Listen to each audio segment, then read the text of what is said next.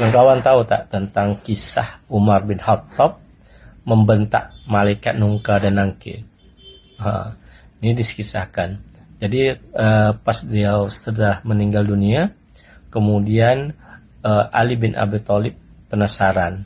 Jadi dia berdoa kepada Allah untuk dapat melihat dan mendengar apa kejadian di kubur. Allah kabulkan doanya Ali. Habis itu pas pemakaman selesai, orang-orang balik. Ali tinggal seorang dekat kubur tu. Dia penasaran apa yang nak dibuat dia oleh Umar ni. Apakah kebiasaan dia kalau marah orang dibentak, apakah dia buat juga ke malaikat. Habis tu tak lama kemudian memang datang dua malaikat tu dengan seram. Jadi Ali berfikir-fikir dalam benak dia, ini tahu rasa Umar ni macam mana menghadapi. Rupanya terkejut berbalik cerita tu. Umar yang bangkit berdiri langsung marah-marahkan kepada malaikat nunggang nangkir. Dia cakap, bisa tak kau datang tu dengan muka yang baik, tak usah muka je jahat macam gitu. Dia bentak gitu. Ali terkejut dengan dia boleh bentakkan malaikat tu nunggang nangkir.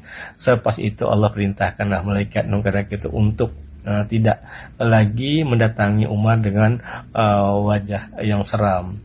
Bahkan katanya sudah jauh berbeda setelah itu malaikat nunggang nangkir menghadapi umatnya Nabi Muhammad. Karena Umar tadi berkata, kau tahu kau berhadapan sama siapa?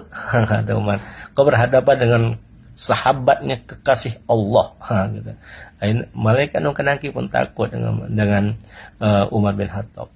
Kerana ada riwayat mengatakan sebelum Rasulullah meninggal, dia pernah cakap, ya Rasul, apakah nanti kita di alam kubur itu kita ni bisa macam gaya kita ni, bisa buat macam apa kita buat ni?